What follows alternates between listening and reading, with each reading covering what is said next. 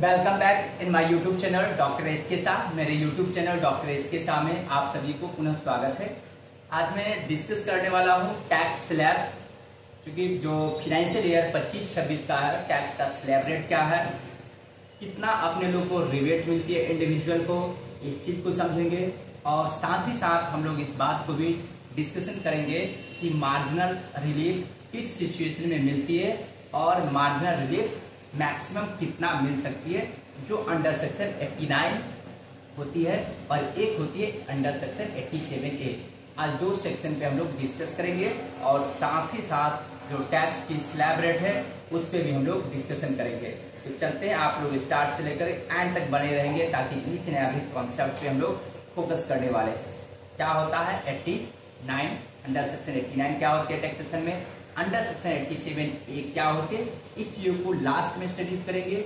सबसे पहले हम लोग डिस्कशन करते हैं स्लैब रेट क्या है, उसके बाद अंडर सेक्शन 87A और 89 पे भी जिक्र करेंगे। तो चलते हैं, देखिए स्लैब रेट जो न्यू टैक्स रिव्यू के अकॉर्डिंग जो आती है कोई इंडिविजुअल के लिए, यदि उसका इनकम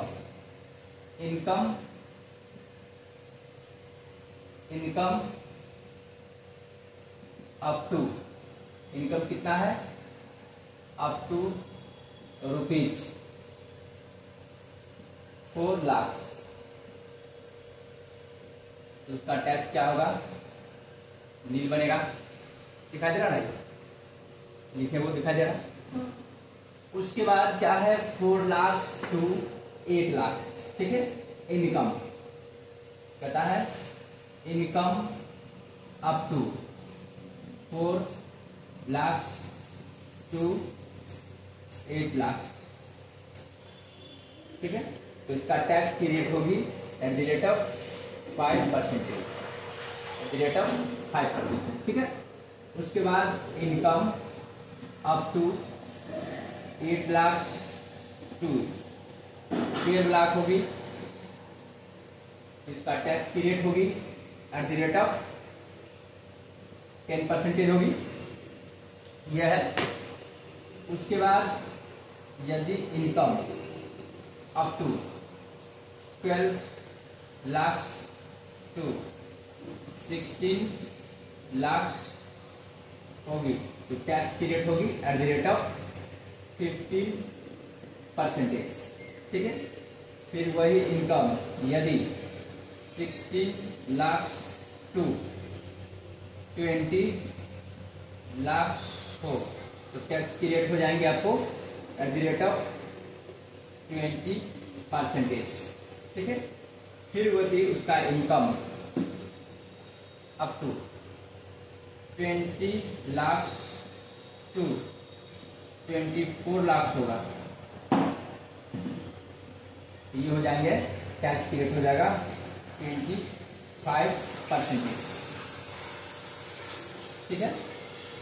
उसके बाद क्या होगा, एबव 20 लाख होगा, एबव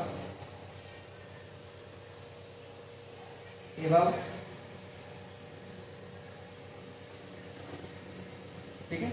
4 लाख से 8, 8 से 12, 12 से 16, 16 से 20, 20 से कितना हुआ 24, ठीक है। और एबव होगा 24 lakh at the rate of 30% से आपको टैक्स लगेगा, ठीक है। ये रहा टैक्स स्लैब रेट की बात।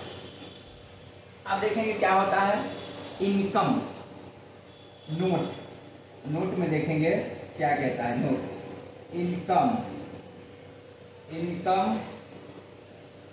अप टू 12 लाख, ठीक ना। देन यदि इनकम होगा अप टू 12 लाख तक, यदि किसी इंडिविजुअल के लिए इनकम यदि 12 लाख तक होगा, इंडिविजुअल या कोई सोल प्रोप्राइटरशिप बिजनेस भी करता हो, तो उसका इनकम यदि 12 लाख तक है तो उसको रिबेट मिलेगा कितना, कहता है income up to rupees 12 lakh, ठीक ना। देन रिबेट, ठीक ना, will be applied, rebate will be applicable. यदि उनका इनकम अप टू 12 लाख तक हुआ तब रिबेट अप्लाई करेगा। क्या होता है? रिबेट होगा अंडर सेक्शन 87A। कितना होता है? Up to 60,000। इसी पर याद रखेंगे। रिबेट मिलेगा मैक्सिमम कितना? 60,000 तक। कैसा? किसके लिए? तो कोई इंडिविजुअल या स्टोर प्रोप्राइटर से बिजनेस करता है जिनका इनकम अप टू यदि 12 लाख तक हो तो उनको 60,000 अर्थात 60,000 तक उनको क्या मिलेगा? रिबेट तक। तब का मतलब क्या? अगर किसी का इनकम 10 लाख है उस पर यदि टैक्स जो बनता है उतना ही मिलेगा रिबेट, लेकिन 60 से ज्यादा। एक बार मैं थोड़ा सा ऑन कैमरा देख ले रहा हूँ। क्या ये है? ठीक है सर, दिखाई दे रही है। उसके बाद देखिए एक होती है मार्जिनल रिलीफ, जिसको मैंने बोला था जिक्र करूंगा। मार्जिनल रिलीफ होती है, ये होती है आपको अंडर सेक्शन 89 के अकॉर्डिंग। इसको भी याद रखेंगे। ये भी मेजर सेक्शन है। 89 क्या है इस पे भी हम लोग जिक्र करेंगे। क्या है? Marginal relief. आप समझते हैं मार्जिनल रिलीफ क्या करता है टैक्सेशन में? मार्जिनल रिलीफ टैक्स में ये कहती है यदि कोई इंडिविजुअल या कोई सोल प्रोप्राइटरशिप बिजनेस हो तो उसका इनकम से एक्सीड उसका टैक्स लायबिलिटी नहीं करेगा। अब ये प्रश्न थोड़ा सा यहाँ पे टेक्निकल टर्म में क्या मैंने बताया? कोई टैक्स पेयर का टैक्स लायबिलिटी उसको इनकम से ज्यादा एक्सीड नहीं होनी चाहिए। ठीक है? अब माइंड में थोड़ा सा टेक्निकल ये टर्म है, लगता होगा कि सर ये कैसे हो सकता है? जब हम इनकम पे परसेंटेज अप्लाई करते हैं तो टैक्स लायबिलिटीज निकलती है, तो जब भी होगा इससे कम होगा। लेकिन नहीं, यहाँ पर टेक्निकल चीजें हैं, उसको मैं जिक्र करके बताता हूँ। जैसे एग्जाम्पल के तौर पे मैं 2 एग्जाम्पल दूंगा। ठीक है? एक देखिए, इनकम दिया रहेगा किसी इंडिविजुअल को। एक में है इनकम रुपीज, सपोज दैट उतना 12 लाख है, 2 3 4 5। ठीक है? दूसरा केसेस में है इनकम क्या है? ठीक है? Suppose that 12,10,000। ठीक है? तो देखिए रिबेट क्या कहना चाहता है। ठीक है? उसके हम लोग जिक्र करेंगे। ठीक है? 2 टर्म है। कोई इंडिविजुअल है या कोई सोल प्रोप्राइटरशिप है, जिसमें पहला केस है, बातें नहीं, पहला केस क्या है? 12 लाख उनका इनकम है। दूसरा केस ये है कि यदि उनका 12,10,000 इनकम हो, मान के चलिए कोई A% और B%, 2 केसेस है। तो अब हम उसको टैक्स लायबिलिटी कंप्लीट करते हैं। ठीक है? और इसी से हम लोग को मार्जिनल रिलीफ का आंसर पता चलेगा। ठीक है? तो देखिए टैक्स अप्लाई करेंगे तो देखेंगे tax on up to 4 lakh, up to 4 lakh. ठीक है? तो 4 लाख का सिचुएशन होगा, इसका भी इनकम क्या होगा? टैक्स लायबिलिटी 0 और इसका भी टैक्स लायबिलिटी 0। ठीक है? अप टू 4 लाख का क्या है? 0। ठीक है? उसके बाद क्या है? 4 लाख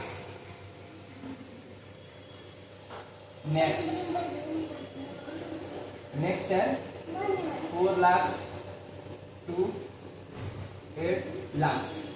यदि इनकम है तो कितना होता है? Eight the rate of 5%। ठीक है? तो 4 लाख से ज्यादा 8 लाख रेटिंग इनका, इसका मतलब 4 लाख है तो 4 लाख का 5% कितना होगा? 520, 20,000। और इसका भी बनेगा आपको 20,000। ठीक है? एकदम इजी वे से समझनी है, ज्यादा जल्दीबाजी नहीं करनी है। ठीक है? फिर नेक्स्ट कहता है, next 8 lakh to 12 lakh at the rate of कितना होगा? 10%। इसका मतलब ये भी 4 लाख है, 4 लाख का 10%, 40,000। ठीक है? और यहां भी 40,000 होगा। ठीक है? आप देखेंगे इसका इनकम तो खत्म हो गया, 4 या 12 लाख का टैक्स दे चुका है। अब इनका इनकम कितना हो गया? 12 लाख तक। इसका रिमेनिंग बचा 10,000। आप देखेंगे रिमेनिंग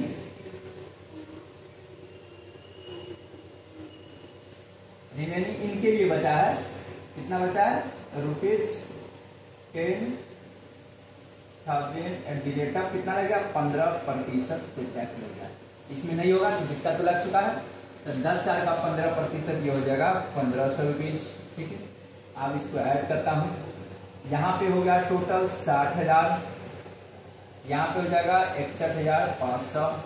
ठीक है, अब क्या होगा, लेस किया जाता है रिबेट, क्योंकि मैंने बताया हूँ, देखिए income up to 12 lakh then rebate will be applicable.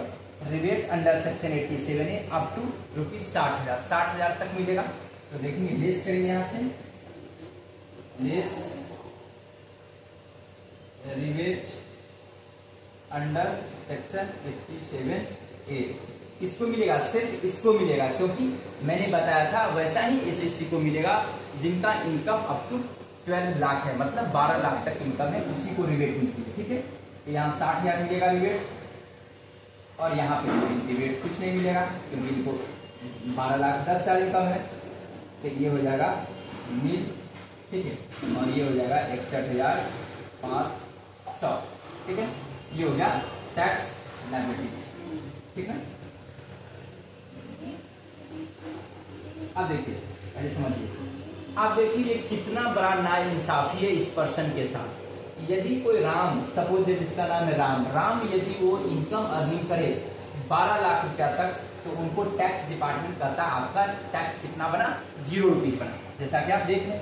लेकिन वही अगर सपोज श्याम है, अगर वो 12,10,000 रुपया अर्निंग करता है, तो उनको टैक्स देना पड़ेगा 61,500। आप खुद सोचो, क्या कोई एसएससी ये ऐसा करना चाहेगा कि 10,000 रुपया अर्निंग करो और उसके जगह पर 61,500 रुपया टैक्स दो? ऐसा तो कोई एसएससी नहीं चाहेगा, नहीं चाहेगा, एकदम नहीं चाहेगा। तो रोकिए, यही मार्जिनल रिलीफ इसी कॉन्सेप्ट को एलिमिनेट करती है। यही जो दुविधा है, यही जो प्रॉब्लम है, जो समस्याएं थी एसएससी के पास, उसको इनकम टैक्स डिपार्टमेंट ने इस समस्याओं को दूर किया। तो क्या क्या, वही देखे, अंडर सेक्शन 89 एक सेक्शन लाया गया, उसमें ये कहता है कि यदि कोई एसएससी को इनकम के बजाय टैक्स लायबिलिटी ज्यादा नहीं होनी चाहिए, मतलब टैक्स लायबिलिटी कभी भी इनकम से एक्सीड नहीं करेगा। ठीक ना, बट यहाँ पर देखिएगा टैक्स लायबिलिटी एक्सीड कर गया इनकम से, क्योंकि इन्होंने 10,000 रुपया एक्स्ट्रा इनकम अर्न करी और उनको लग गया टैक्स लायबिलिटी कितना, 61,500 रुपया।